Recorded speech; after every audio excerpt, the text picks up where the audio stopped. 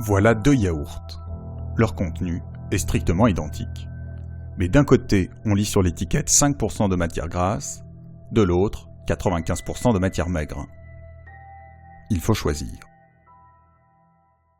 Toute prise de décision ne va pas nécessairement se reposer uniquement sur des processus de raisonnement, mais peut aussi faire intervenir des émotions. Alors il y a deux systèmes en fait cérébraux qui vont participer de la décision. Il y a un système émotionnel plus archaïque, plus ancien dans l'évolution, et puis c'est graduellement développé chez les mammifères, et jusqu'à évidemment un point assez important chez l'homme, un système rationnel qui va permettre de faire intervenir dans la décision des éléments de nature rationnelle et informative. Dans 80% des cas, les sujets prennent le yaourt à 95% de matière maigre. Leur choix a été guidé uniquement par la partie du cerveau dédiée aux émotions. Les chercheurs sont parvenus à situer précisément les deux systèmes, émotionnel et rationnel. Le système émotionnel est localisé ici, dans les profondeurs de notre cerveau, parmi ce que l'on appelle les noyaux sous-corticaux.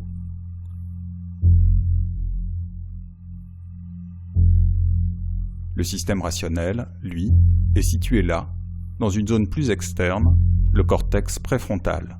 Le système émotionnel est un système archaïque très ancien qui avait l'avantage et les propriétés d'assurer la survie de l'espèce. Un système qui permet de façon réflexe de faire face aux situations d'urgence. Supposons maintenant que le sujet de l'expérience ait mangé hier un yaourt à la framboise, périmé depuis longtemps. Il en est tombé malade. Aujourd'hui, il doit choisir entre deux nouveaux yaourts, mais de marques différentes. En mangeant un yaourt pourri, son système émotionnel a gardé la trace de cette expérience-là, et lorsque le choix va à nouveau se présenter, le système émotionnel va avoir tendance à éviter au sujet de refaire le même choix. Et pour dépasser cette réaction, il faut alors mettre en route, développer le système rationnel qui va réaliser qu'il ne s'agit pas du même yaourt, c'est un contexte différent. Donc il faut en quelque sorte que le système rationnel inhibe, régule le système émotionnel. Désormais, le sujet de l'expérience doit choisir entre des yaourts dont les couleurs et les fruits ont été mélangés. Comment son système émotionnel et son système rationnel vont-ils réagir ? Le système rationnel est perdu en quelque sorte. Et le système émotionnel, lui, il produit ce qu'il peut, c'est-à-dire qu'il va identifier éventuellement une couleur de yaourt qui lui semble plaisante. Mais là, le système rationnel n'a pas grand-chose à dire en quelque sorte, puisque de toute façon, toutes les informations ont été brouillées. L'étude des lésions du cerveau permet souvent de mieux comprendre son fonctionnement. Le cas le plus célèbre est celui de l'Américain Phineas Gage, qui eut le crâne transpercé par une baramine. Toute la partie orbitofrontale de son cortex fut endommagée, là où se fait justement la jonction entre le système émotionnel et le système rationnel.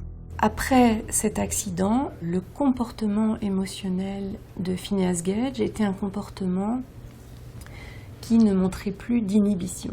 Il y a eu un découplage en quelque sorte de ces deux systèmes émotionnels et rationnels. Donc c'est un individu qui va être essentiellement guidé par des choix de nature émotionnelle. Faisons enfin l'hypothèse qu'un accident cérébral ait atteint le système émotionnel de notre sujet d'expérience. Désormais, seul son système rationnel est aux commandes. Et montrons-lui des yaourts au goût plutôt bizarre.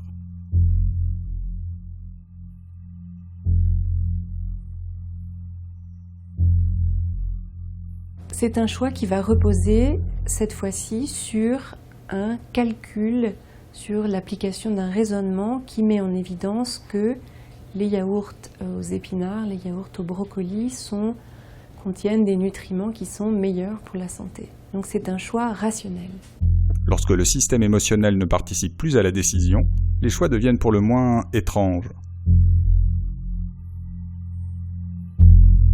Donc on a vraiment besoin des deux systèmes, ces deux systèmes coopèrent, un système qui va donner une valence émotionnelle positive, négative, voire plus complexe évidemment dans d'autres situations, qui vont permettre à l'individu de faire les choix qui lui sont émotionnellement, on va dire, bénéfiques, et inversement un système rationnel qui va pouvoir comprendre les situations et éventuellement, au vu de cette compréhension-là, amener le sujet à faire des choix, on va dire, plus éclairés des situations qu'il rencontre.